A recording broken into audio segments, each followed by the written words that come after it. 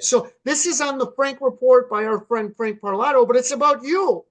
Yeah. And so you've got a whole big dramatic confrontation with this guy Danesh, the what do we call him, the Doxxer. So Yeah. King of cancel. You also wrote a follow up. But what is the latest between you and Danesh? And look, this guy he's got a popular TikTok channel. It's not clear just how popular it is because you believe a lot of his followers are bots and AI, but definitely there are at least tens of thousands who are real. But what he does is he finds people who've done bad things and then he doxes them. He says, "You're Joe Smith. You live at 123 Briar Lane, and everyone should contact you because you yelled and screamed at a little kid." And one of the guys that he doxed killed himself. You also been following Jennifer Couture. Her business was pretty affected by things he's done. He doxed the Supreme Court. I think that's where he got a lot of his uh, popularity or notoriety. But um, he's he's inserted you after you. Now you announced that you're going to be doing an ongoing investigation of this guy, and Well, he is. so did Frank. Frank, if you look at the top of that article right there, Frank has did a it very similar recently. disclaimer that he's looking reporting on cancel culture, and that was the whole point. We're reporting on cancel culture potentially for a documentary.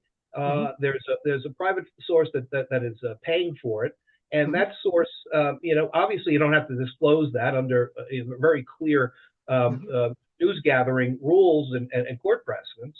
But it's not, as Dinesh says, he But says then Dinesh, I'm being paid by his litigation enemies to defame him. And right, but he's saying that Couture is paying you. Couture has never paid me a penny. Ralph Garamond, neither is their practice or any of the defendants in the lawsuit that he has. The fact of the matter is that would it make a difference? Yeah, go ahead, Mike. Would it make a difference if she was? Probably not for this reason. There was that famous case down, I think it was in Texas a few years ago, where a guy was on basically on death row and accused of murder, and he got, or not on death row, but he was accused of murder, and he hired a journalist to investigate, say, listen, I'm innocent. Here's my evidence. Go out there and write about my case. And he starts investigating and writing, and a few months later, so there comes the realization, this guy did it. And he turns around and he starts publishing, this guy did it, and here's how he did it, and here's why he did it. And the guy turns around and sues him.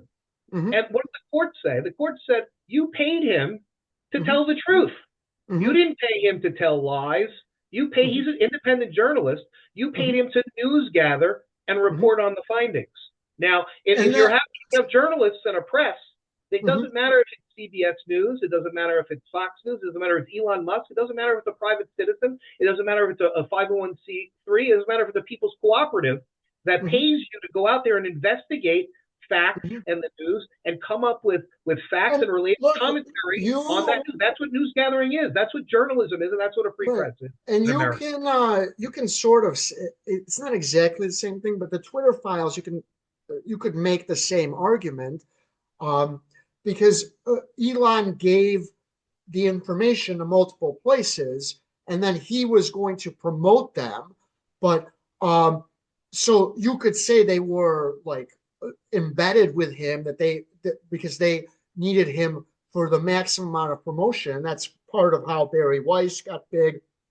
Matt Taibbi. But look, when push came to shove, and when there was a confrontation between Taibbi and Musk, Taibbi held his ground and said, well, if that's how you feel, then I'm not going to get any more Twitter files and I'll go on my way. And he did. So it's sort of the same thing. It matters who's paying you, but look, I don't know why it's such a big deal. Obviously, you're not. Why should you do it for free? And it doesn't change the facts.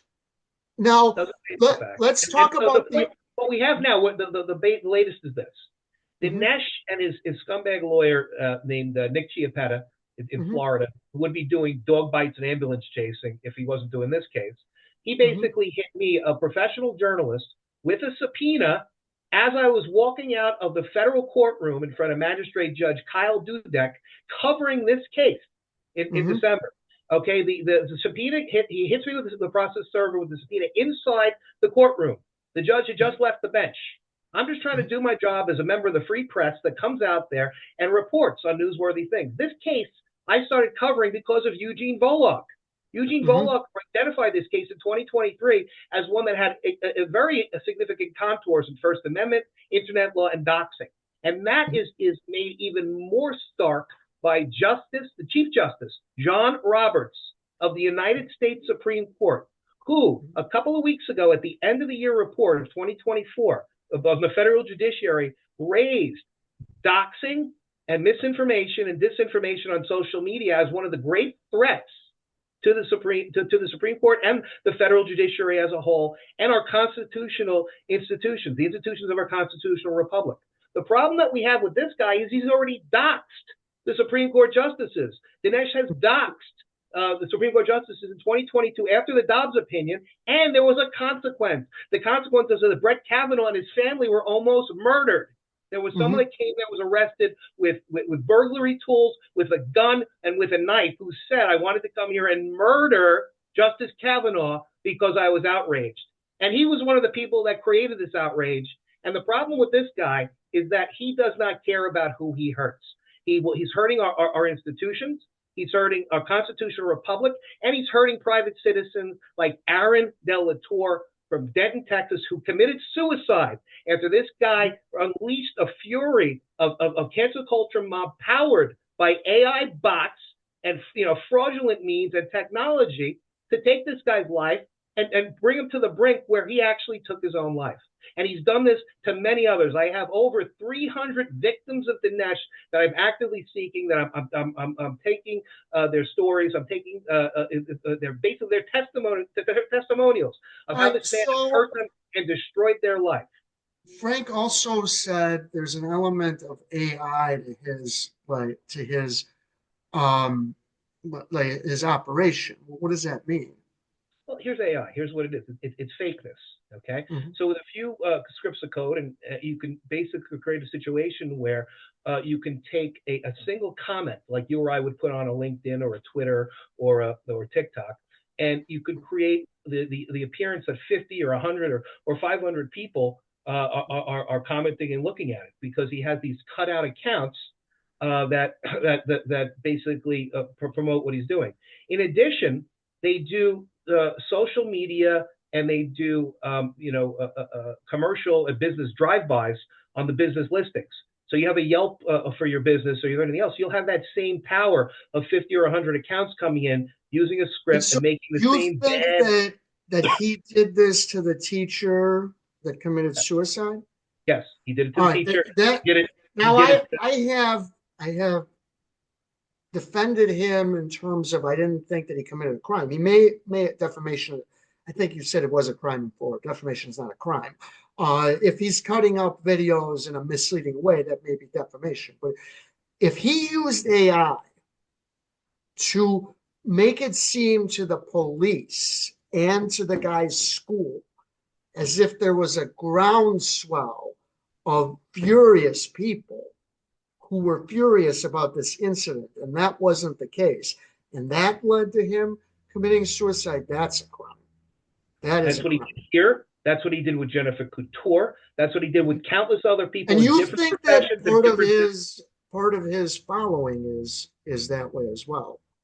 Oh, I think that he has a small group of followers that are diehards, and then he has AI and he has bots, and he has an exaggerated number of people who actually follow him and look at him and consume his content. I've actually gotten calls. I've gotten threatening phone calls, and I've gotten threatening emails from. But how many? I've gotten several. I probably got direct emails. I've got maybe about 10, and I've got about. But how do you know they're fake accounts? You don't know if they're fake. Oh, it was like 496743. It's these made up emails. It's not Mike Volpe. You can't identify the person. I got a call from this guy named David. Oh, look around. You better look in front of you and back you. These guys are like telephone tough guys. You get them out from behind their computer, and they can't exist in society. That's the problem. And I'm not going to take it. And all these people who were basically canceled I was canceled before. They're not going to cancel me. I'm going to go souping over on this asshole in plain English, and he's not going to know what hit him. And frankly, Frank Parlato's on this now, and the mainstream media is going to be on him like stink on shit. What he's trying to do, and his attorney is trying to pull in the federal courts, is one of the greatest hoodwink jobs you've ever seen. Okay, it's ambulance chasing on steroids. And the other thing, and he invited me in, Mike, like an idiot. His lawyer invited me on the other side of the rail so I can go tell the judge everything this fucking guy has done. And really, I am using saucy language because he has killed people. And he would have killed federal judiciary, Supreme Court justices if this happened. And he's a danger to society. And the other thing is he's screaming that you're harassing him. You need to leave him alone. Get out of here. If he on the one hand, he's issuing subpoenas against you. His whole entire business model is based on harassment, maybe legal, maybe not. But to then turn around and say you're harassing him is just completely outrageous.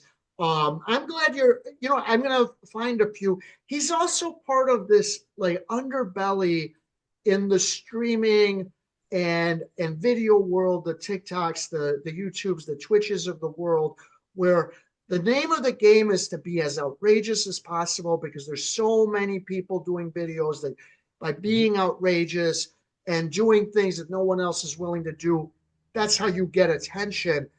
And it has deleterious, I love that word, it has this deleterious effect. He's not the only one. And that, I think, is the negative of this like wild, wild west culture that YouTube and TikTok and especially Stitch foments. And there are positives, but he's not the only one.